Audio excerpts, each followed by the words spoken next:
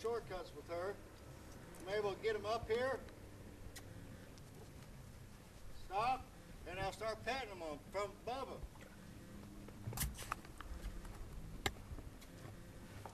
If I got control of her feet real good,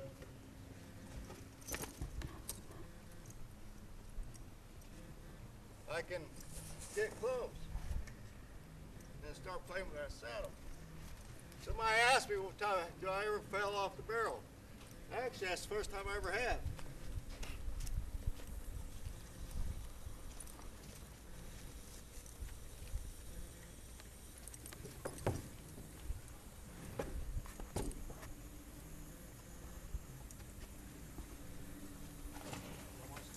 Control her feet.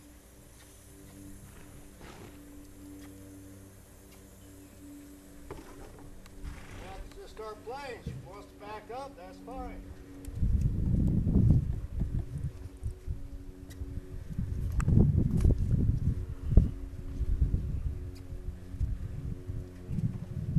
Now I'll move that saddle around, start petting on her. And I'll keep doing that until she's relaxed.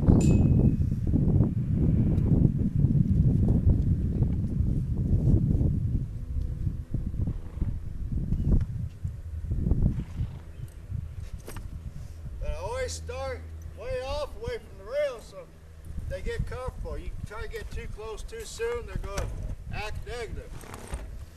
You want to try to get these horses to relax until you go to the next step. So, you know, and that even works with a horse that's hard to mount. You can do that little trick and they get used to you being up there.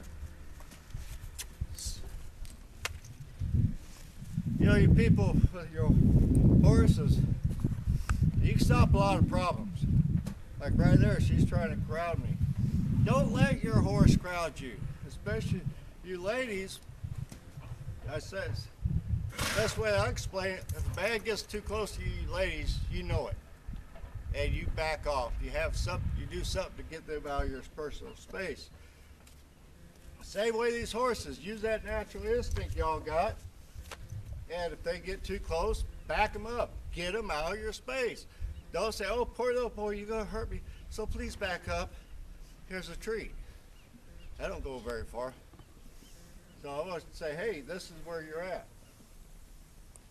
You know, horses, I've noticed horse training, and the reason I'm going on this, I'm getting good comments about it. It's weird.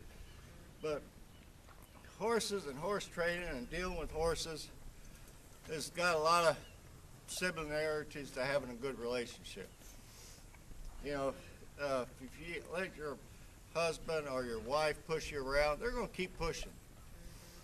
And if you start, I say, controlling their feet and holding your ground and try to take control back, oh sure, they might get mad and they might leave you. But if they do, guess what? That's not the person for you anyway.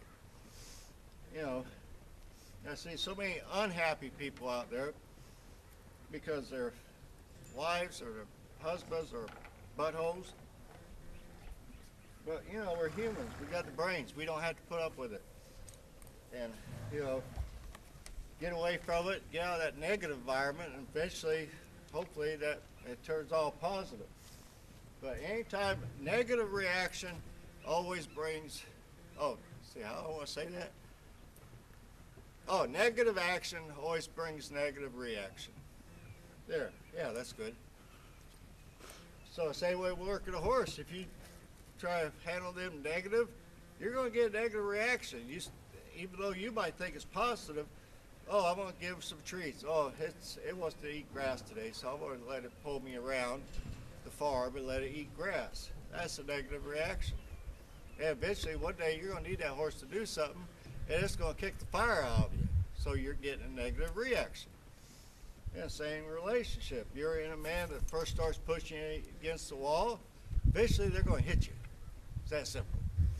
Or if you're in a lunatic that seems like a nice guy, but they are off in another land, one day they're going to explode and they're going to hurt you.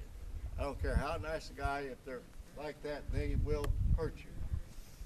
The same way as a woman will do the same thing. I had a gal, she acted real nice one time, and I warned her, never grab me by the arm or anything. Sure enough, she did. So there's a negative action. Now, on her case, it was never negative reaction, because I looked at her and said, you got two choices. But I thought, I liked her. But I told her I didn't care if I liked her. I said, time for you to go down the road. You can either talk to me, we can be friends, and you can talk to me, or I will never speak to you again, because that's the way I am. You screw with me too many times, and I just said, heck with you, I'm not going to fool with you.